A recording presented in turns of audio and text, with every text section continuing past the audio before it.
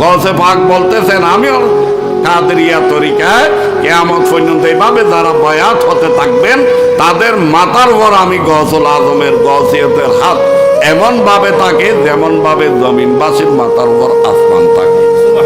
বড় করে বলুন না সুবহানাল্লাহ। তাইলে দুনিয়া তো কি লাভ বলেন না, দুনিয়া তো নয়।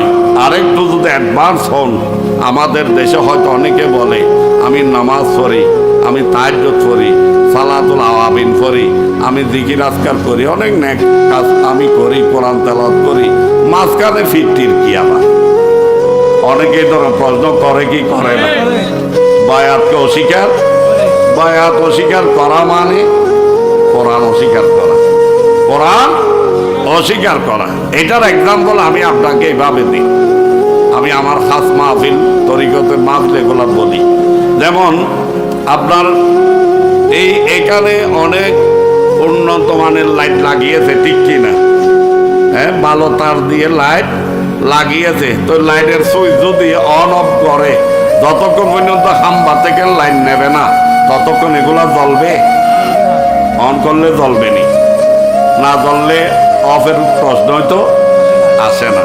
ঠিক সেইভাবে আপনি নামাজ, রোজা, হজ, যাকাত, দান, খয়রাত, তাসবিহ, তাহলিল, জিকির, আজকার, কোরআন তেলাওয়াত, বিল্লাহ যা কিছু করেন, আপনি সাজিয়েছেন, ডেকোরেশন করেছেন, কিন্তু লাইন নেন নাই। কি নেন নাই? লাইন। এই বিদ্যুতের যেমন একটা পাওয়ার হাউস আছে, কোথায়? কাপ্তায়। কোথায়? কাপ্তায় থেকে এটা ডাইরেক্ট সাপ্লাই হয়েছে না কিসের মাধ্যমে? ট্রান্সফরমারের মাধ্যমে। এগুলার ট্রান্সফরমারের বিভিন্ন ক্ষমতা কমিয়ে আমাদের পর্যন্ত আসছে। খাম্বার থেকে আমাদের লাইন নিতে হয়েছে, ডাইরেক্ট নিলে বাস্ট হয়ে যাবে, ঠিক কিনা?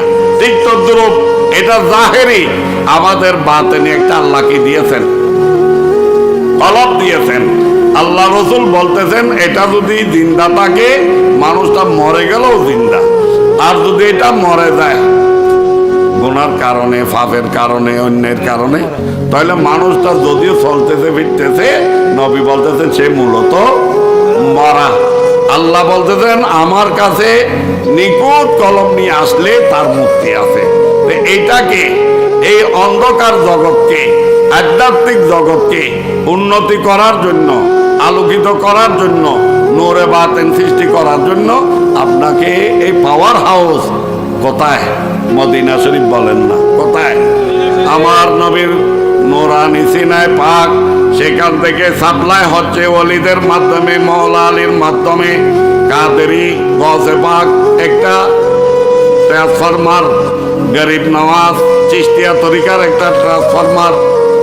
এইভাবে এদের মাধ্যম হয় শেখ এক একজন পীর এক একটা খাম্বা উনি এদের সাথে কানেকশন যখন করে দেবেন, তখন আপনি নামাজে পড়তেছেন এটার স্বাদ পাবেন, জিকিরতে করতেছেন এটার মজা পাবেন, আপনি যে কোরআন তেলাওয়াত করতেছেন এটার অনুভূতি কলবে সৃষ্টি হবে। আর এমনি যদি কানেকশন ছাড়া করেন, মূলত ওই লাইনের মতো হবে, ঠিক কিনা?